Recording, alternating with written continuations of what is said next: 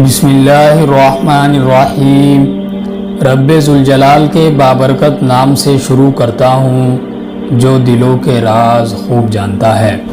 نہ عروج اچھا ہے نہ زوال اچھا ہے، نہ عروج اچھا ہے نہ زوال اچھا ہے، مولا جس حال میں تو رکھے وہ حال اچھا ہے۔ میں آپ تمام ناظرین کو اسد وائس چینل میں دل کی گہرائیوں سے خوش آمدید کہتا ہوں۔ ناظرین، واقعات کے سلسلے میں آج کا ہمارا واقعہ ہے مومن اور کافر کی موت میں کیا فرق ہے۔ حضرت براء بن عازب رضی اللہ تعالی عنہ سے مروی ہے، وہ فرماتے ہیں کہ میں ایک مرتبہ اللہ کے محبوب محمد رسول اللہ صلی اللہ علیہ وسلم کے ساتھ ایک انصاری شخص کے جنازے میں شریک ہوا۔ جب ہم قبر کے قریب پہنچے تو اللہ کے محبوب محمد رسول اللہ صلی اللہ علیہ وسلم تشریف فرما ہو گئے۔ ہم بھی آپ کے قریب اس طرح بیٹھ گئے گویا ہمارے سروں پر پرندے بیٹھے ہوئے ہوں۔ آپ صلی اللہ علیہ وسلم کے دست اقدس میں ایک لکڑی تھی جس سے آپ صلی اللہ علیہ وسلم زمین کورد رہے تھے۔ پھر آپ صلی اللہ علیہ وسلم نے اپنا سر انور اٹھا کر ارشاد فرمایا، قبر کی آزمائش اور اس کے عذاب سے اللہ کی پناہ مانگو۔ 2 یا 3 مرتبہ آپ نے یہی ارشاد فرمایا۔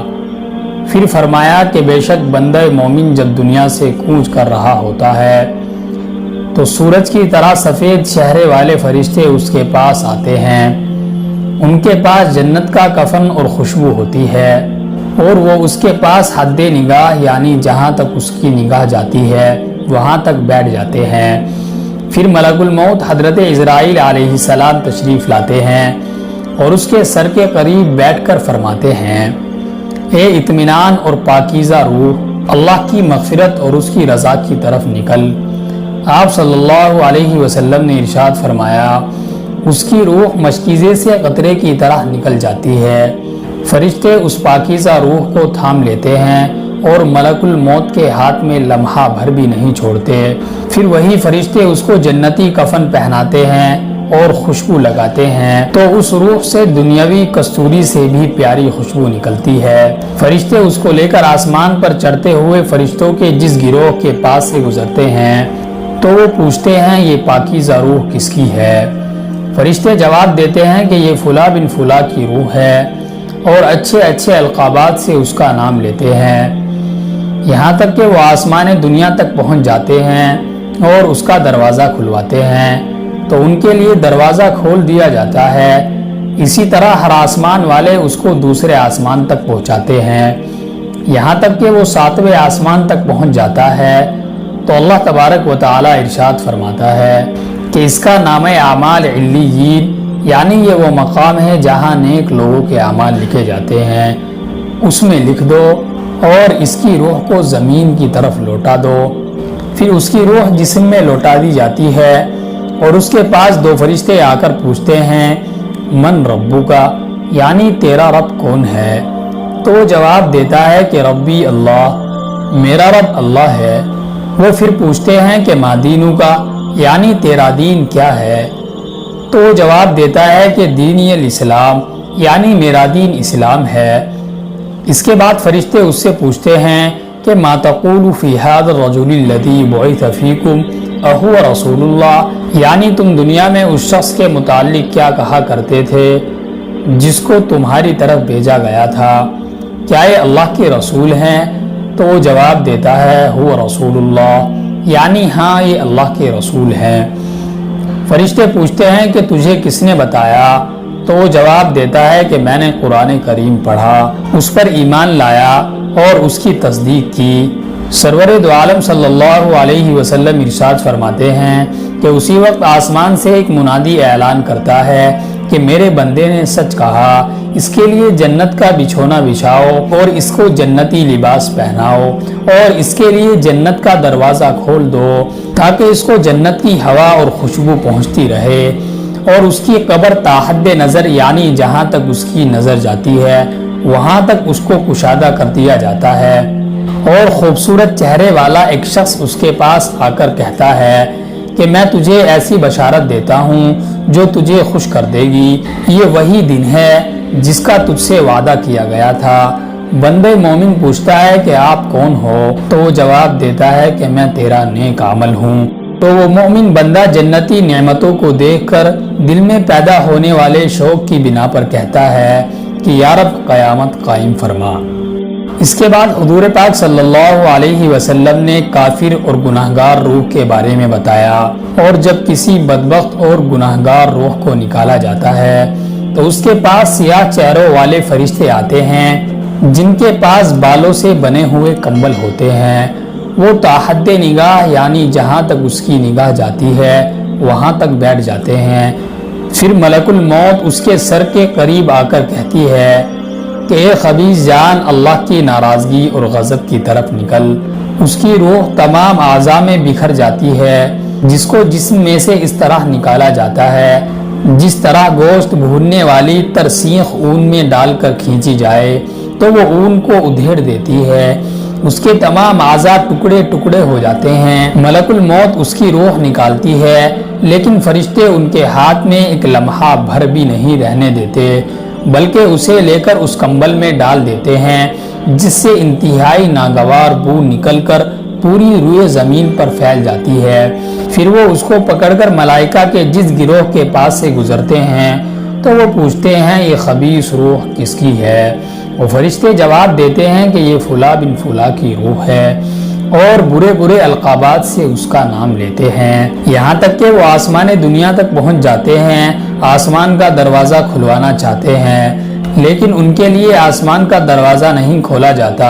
اس کے بعد اللہ کے محبوب محمد رسول اللہ صلی اللہ علیہ وسلم نے اس آیت مبارکہ کی تلاوت فرمائی، لا تفتح لهم ابواب السماء ولا يدخلون الجنة حتى يلج الجمل في سم الخياط، جس کا ترجمہ یہ ہے کہ ان کے لیے آسمان کے دروازے نہ کھولے جائیں گے اور نہ وہ جنت میں داخل ہوں گے جب تک سوئی کے ناکے میں اونٹ کو نہ داخل کر دیں۔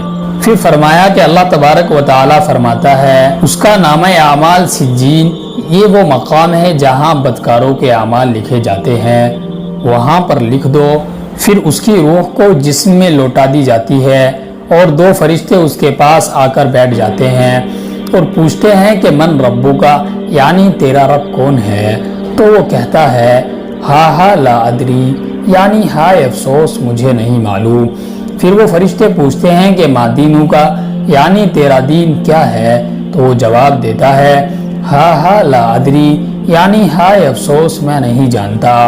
پھر وہ پوچھتے ہیں ما تقول فی ھذا الرجل الذی بعث فیکم اہو رسول اللہ، یعنی تو دنیا میں اس شخص کے متعلق کیا کہا کرتا تھا جو تم میں مبعوث ہوئے تھے؟